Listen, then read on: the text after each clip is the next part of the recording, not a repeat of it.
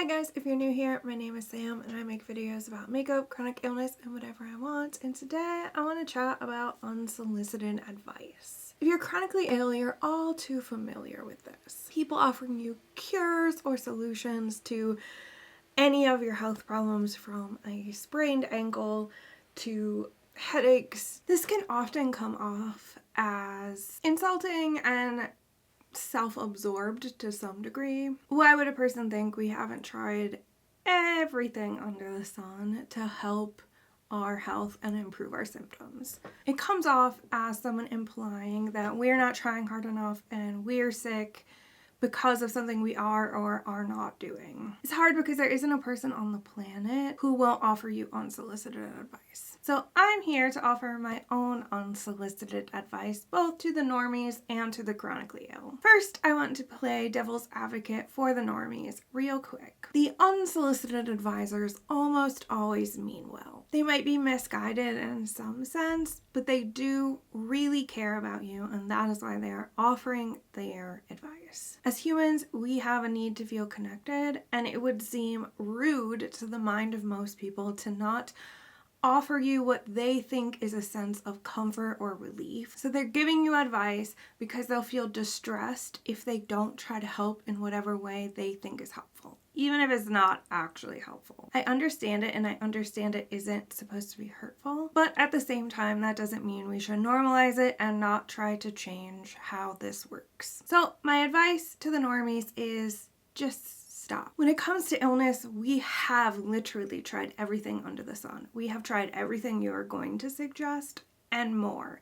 We have spent all our money, all our time, and all our energy trying different tips, tricks, foods, supplements, stretches, yoga, goji berries, whatever. We've tried it all. If someone is just bringing up the fact that they have something, whether it's chronic or not, they have an illness or an injury, do not under any circumstance talk about how someone you know has this thing and they can still do XYZ. Their life isn't impacted, things of that sort. That's great for that individual that you might know, but illness and injury are a spectrum, and they don't affect everyone the same way, even if it's the same exact illness or injury. So what should you do in that situation?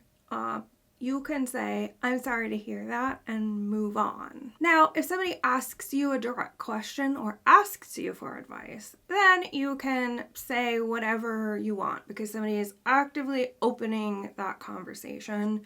But if you aren't asked, please don't offer. Now, let's move on to my advice for the chronically ill. It is incredibly hard, if not impossible, to not let this get under your skin. But we have to try our best not to let ourselves get worked up when we're offered unsolicited advice. We can be bothered, we can correct people, but we can't get flustered and worked up. Our emotions need to stay in check just because this can lead to a flare. A lot of us have illnesses that physical effort is just as taxing as emotional effort, and it isn't worth it to crash because somebody said something goofy. I think the best thing to say in these moments is, I'm not looking for advice right now, or I'm not looking for advice because my doctor has this managed, or just my doctor has it managed, thanks. And then you could change the subject. Do not explain yourself. Do not defend yourself. There will always be people who are determined to misunderstand you or determined to be right. And those are the people that aren't worth engaging with at all. If the conversation is continued to be pushed, at that point I would end the conversation. I explain that I'm not interested in advice. If you continue, I will have to go. Whether that is get off the phone, leave the area, what have you. It's not easy to set a boundary. I know that. I have been working on it for many years. Too many times I've been brought to tears or been frustrated, angry, sad because somebody tried to tell me that I wouldn't be disabled if I just ate more fiber or went on walks more. Truly not understanding how my body functions and how I actually will not benefit from those things. But my health is not dictated by what somebody else says, because I know I'm doing everything, and then my doctors are doing everything to keep my health in the best position it can be in. This doesn't need to be a fight. Nobody needs to get angry. If somebody truly means well, they'll be very understanding and respect the boundaries that you set.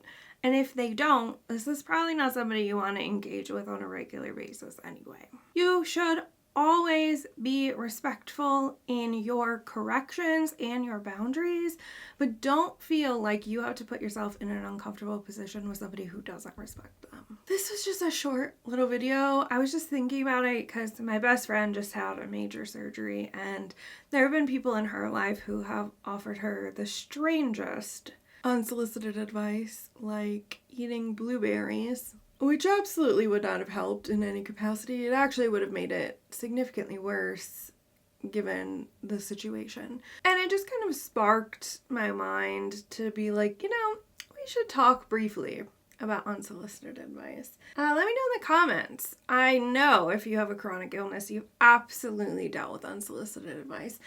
Share with me the silliest one, like the goofiest unsolicited advice. I actually had some in comments of some other videos recently, just some silly unsolicited advice. And with time, it doesn't bother me anymore, but I understand some people are new to this or just incredibly sensitive to people being insensitive. Thank you so much for watching. If you like this video, give it a thumbs up. Consider subscribing if you haven't already, and I will see you guys next time.